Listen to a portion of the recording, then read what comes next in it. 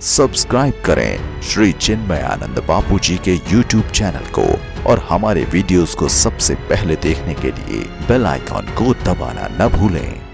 विश्वामित्र महाराज धर्म की रक्षा के लिए बार बार यज्ञ करते हैं, लेकिन कुछ लोग समाज में ऐसे होते हैं न तो यज्ञ करते हैं और ना ही करने देते हैं, ना ही कथा सुनते हैं और ना दूसरों को सुनने देते हैं, ना ही पूजा करते हैं और ना दूसरों को करने देते हैं। कई लोग समाज में ऐसी मानसिकता के होते हैं, खुद भी नहीं करना और दूसरा कोई करने जाए ना तो उसमें भी विघ्न करना, उसको भी डिस्टर्ब करना। ऐसे लोगों को ही बाबा तुलसी ने असुरों की श्रेणी में रखा। अरे भाई, कम से कम खुद न करो, दूसरा कर रहा है तो उसका सपोर्ट करो। हाँ, लेकिन समाज में ऐसे बहुत लोग आपको मिल जाएंगे जो टांग खींचने वाले। आप कुछ अच्छा करने लग जाओ ना तो दूसरा उस आपका टांग पकड़ करके खींचने की कोशिश करेगा, गिराने की कोशिश। समाज में बहुत ऐसे लोग खुद धर्म करते नहीं और दूसरा करने जाए तो उसको भी कहेंगे, ले क्या रखा है धर्म में, क्या रखा है कथा में, पूजा पाठ में। हाँ, ऐसे लोगों को ही, इस प्रसंग को याद करना, बाबा तुलसी ने ऐसे लोगों को ही असुरों की श्रेणी में रखा है। असुर कौन है? बोले, मां नहीं मात पिता नहीं देवा, साधुन से करवा वही सेवा, जिनके यह आचरण भवानी, तिन जानहु निश्चर सम प्राणी। ऐसा नहीं कि बड़े बड़े दांत और बड़ी सींग लगी हो उनको, नहीं। हमारे आप जैसे लोग वो भी होते हैं, केवल विचारों का यहां अंतर हो जाता है। न खुद करते हैं न दूसरों को करने देते हैं। तो मारीच और सुबाहु जैसे लोग विश्वामित्र के यज्ञ में बड़ा विघ्न करते हैं। इसलिए विश्वामित्र महाराज ने सोचा कि मैं तो साधु, लड़ाई झगड़े करना ये तो मेरा काम नहीं है। नायम मार्गो ही साधु नाम, हिंसा करना ये तो साधु का धर्म नहीं है। और असुरों से धर्म को बचाने की जिम्मेदारी भगवान ने खुद ली थी। इसलिए विश्वामित्र महाराज ने भगवान को स्मरण किया और तब पता चला कि भगवान तो धरती पर अवतरित हो चुके हैं। इसलिए विश्वामित्र महाराज अयोध्या की ओर प्रस्थान करते हैं और यहां महाराज दशरथ जी ने विश्वामित्र महाराज के आगमन पर बड़ा भव्य स्वागत किया। इतने बड़े राजा हैं, इतने बड़े धनवान हैं, लेकिन संतों के प्रति क्या आस्था है उनकी। हाँ, इसी कारण तो भगवान उनके घर जन्म लिए। संतों के प्रति बहुत श्रद्धा रखते हैं, बड़ा आदर रखते हैं। और ध्यान देना, जो भगवान के संतों के प्रति, भगवान के प्रेम के पथ पर जो चलने वाले संत हैं, उनके प्रति जो आदर रखते हैं ना, भगवान एक न एक दिन उनके घर दर्शन देने जरूर आते हैं। ये भगवान ने स्पष्ट प्रमाण दिया। मोते अधिक संत करी लेखा। भगवान शबरी मैया को बोले कि मैया, तूने मुझसे दादा मेरे संतों को आदर दिया है ना, इसलिए आज मैं तेरे द्वार पर आया। इसलिए भगवान दशरथ जी के घर प्रकट हुए, क्योंकि संतों के प्रति महाराज अवधेश को बड़ी निष्ठा थी, बड़ा आदर था।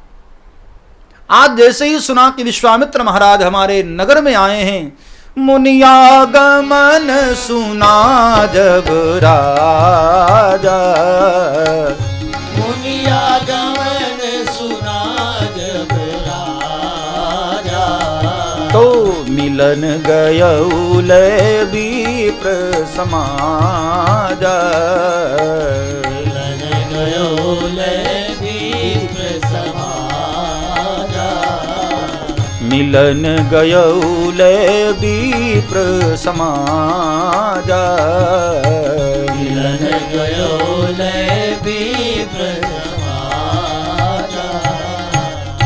विप्र समाज लेकर के महाराज अवधेश विश्वामित्र जी को मिलने गए। बड़े आदर के साथ अपने घर में लेकर आए, चरण प्रक्षालन करवाया। तीनों रानियों ने वंदन किया और चारों पुत्रों को बुलाकर जब वंदन करवाने लगे तो जैसे ही विश्वामित्र जी की नजर भगवान राम पर पड़ी, आह, विश्वामित्र महाराज एक टक भगवान को निहारने लगे। नजरें भगवान पर टिकी रह गई। एक टक प्रभु को देखने लगे। हाथ से माला छूट गई, निगाहें ब्रह्म पर टिक गई। इसका मतलब ये हुआ कि जब जीव परमात्मा को देख लेता है ना, फिर उसकी नज़र कहीं और नहीं जाती है, फिर कोई अच्छा भी नहीं लगता है, बार बार उसको ही देखने का मन करता है। विश्वामित्र की नजरें भगवान पर।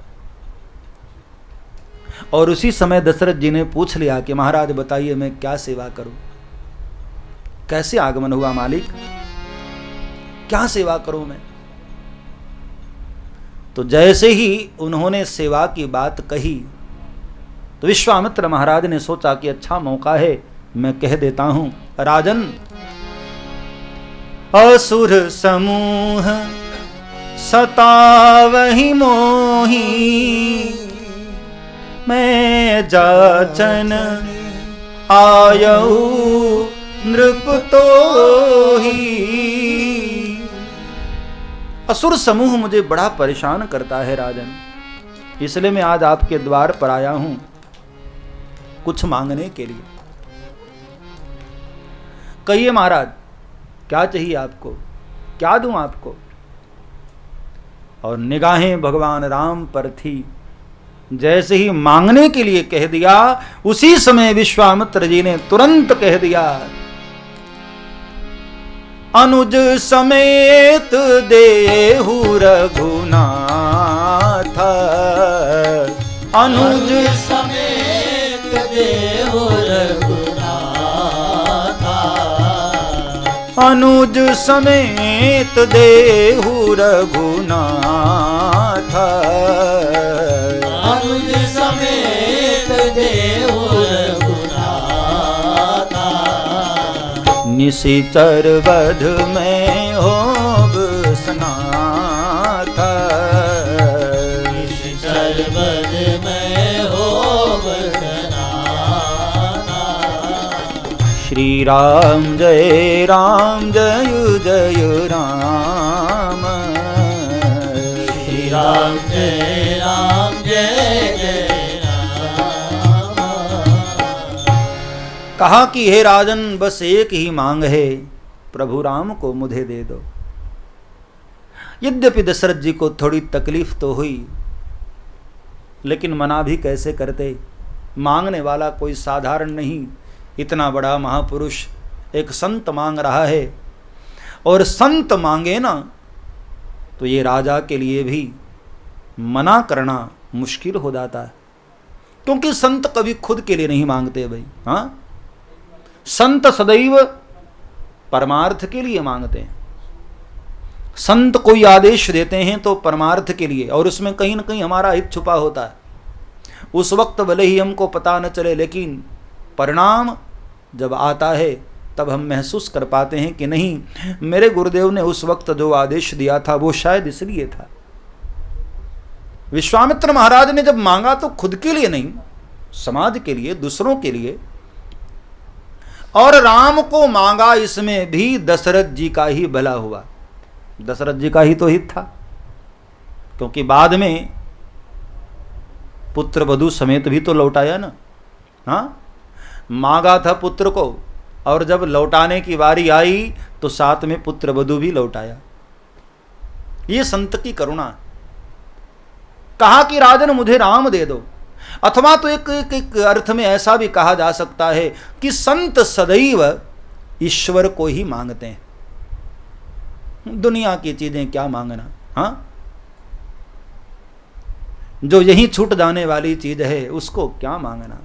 सब्सक्राइब करें श्री चिन्मयानंद बापू जी के YouTube चैनल को, और हमारे वीडियोस को सबसे पहले देखने के लिए बेल आइकॉन को दबाना न भूलें।